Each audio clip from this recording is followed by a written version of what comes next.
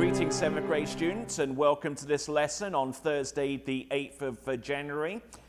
In the previous lesson, we had a brief look at Thomas Jefferson and the things that he'd accomplished on a domestic level. Now we're going to switch it up a little bit, and we're going to have a look at Thomas Jefferson's presidency, and also that of John Adams, but looking at it from an international perspective, because the events that were going on around about the time of these two presidencies involved the French Revolution and also their conflict with the Barbary pirates, and with these major global events taking place, President Jefferson took the bold step of introducing the Embargo Act of 1807, which only hurt the United States and didn't affect any other nation across the world with which it traded, particularly Britain and France. So with that in mind, we'll have a look at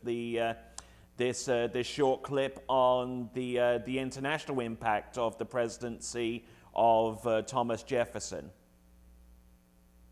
After the French Revolution, Napoleon Bonaparte seized control of France, and from 1799 to 1815, a series of wars erupted as Napoleon extended his empire to include most of Europe.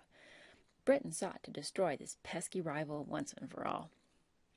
Do you remember being a small child and seeing your parents fight? What did you do? When America was caught in the middle of these two old European rivals, the young nation was a little scared to pick a side. Soon, the Napoleonic Wars jumped from land to sea, keeping the nations busy in a war on commerce. Like a teenager who has seen her parents bicker now for years, America took advantage of their distraction and expanded its role in transatlantic commerce. In 15 years, between 1792 and 1807, American exports increased by 585%. Jefferson also took advantage of Napoleon's financial problems to purchase the Louisiana Territory. But it wasn't long before American merchant ships were being harassed by pirates from the North African Barbary coast. For centuries, Barbary pirates had terrorized the Mediterranean Sea, seizing goods and ships, kidnapping sailors to be sold into slavery if a ransom wasn't paid. But before the Revolution, American ships had been protected by the British Navy, and for a short time afterward by the French. Now they were on their own. George Washington initiated negotiations with the pirates, and in 1797, President Adams agreed to pay an annual tribute to secure safe passage for American ships. When Jefferson took office in 1801, the Pasha, sort of like a British lord, of Tripoli, demanded $225,000. Although it was significantly less than previous administrations had paid in tribute, Jefferson refused, so the Pasha declared war on the United States.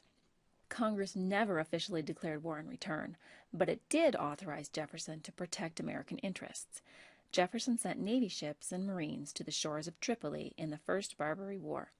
They defeated Tripoli at sea, defending the merchant vessels and securing a more advantageous treaty in 1805. If you're thinking it's a good thing America finally stood up to the bullies, you would have had plenty of company in 1805, but it wasn't without controversy, and it set a far-reaching precedent. Try to see things in a modern context. How do people today respond when their leaders take military action? Heads of state all over the world have faced very similar dilemmas.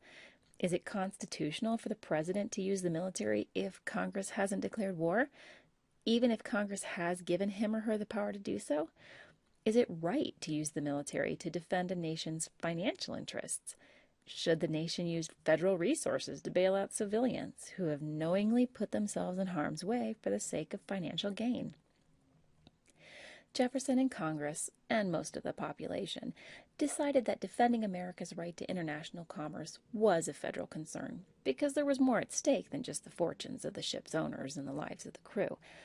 They argued that if they didn't stand up to the bully when they had the chance, things would only get worse. The First Barbary War set the precedent that military force could be used, even without a formal declaration of war. Once again, Jefferson had expanded the scope of the presidency. Despite the successful engagement with the Barbary pirates, or maybe because of it, both England and France tried to provoke the United States into taking a side in the Napoleonic Wars. They began harassing American ships, stealing cargo, and the British often took the further step of pressing American sailors into service in the Royal Navy. Jefferson was still determined to stay neutral, but in 1807, the Chesapeake Leopard affair nearly drove America to war. The British Navy had been blockading some French ships in the Chesapeake Bay. According to the British, some of their own crew had deserted and taken sanctuary on American ships. The British warship Leopard attacked the American Navy ship Chesapeake and carried off 4 men. All of them had, in fact, served on British ships, but only one of them was an Englishman. The other 3 were Americans who had been pressed into service. American citizens demanded a declaration of war in response to the Chesapeake Leopard affair, noting that it wasn't just an attack on American commerce or violation of neutrality. It was an act of war against a military installation in which men had died and prisoners were captured. What do you suppose Jefferson did? No, he didn't declare war, or even send in the Marines to kick their tails like he'd done along the North African coast. Instead, he tried to wage an economic battle against Britain and France. First, Congress implemented a boycott of British goods, and then passed the Embargo Act of 1807, prohibiting American ships from sailing for foreign harbors. The goal was to create enough financial hardship for warring nations that they would accept U.S. neutrality and leave American ships and sailors alone. The move was a military, diplomatic, and economic failure, although the 3 Americans were returned. The Englishman was hanged. Europeans continued to get the goods they wanted through smugglers that passed through Canada, and continued to attack American ships.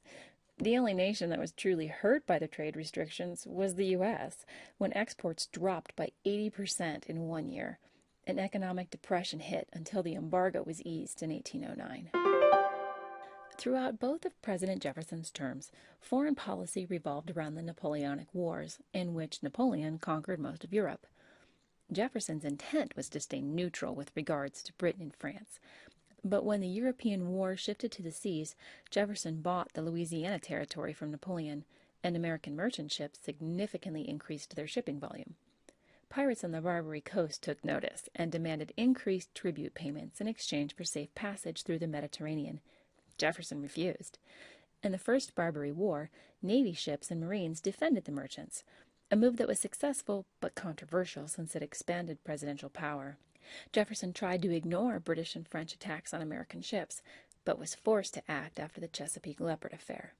Many Americans demanded war, but President Jefferson tried economic sanctions, including the Embargo Act of 1807 instead.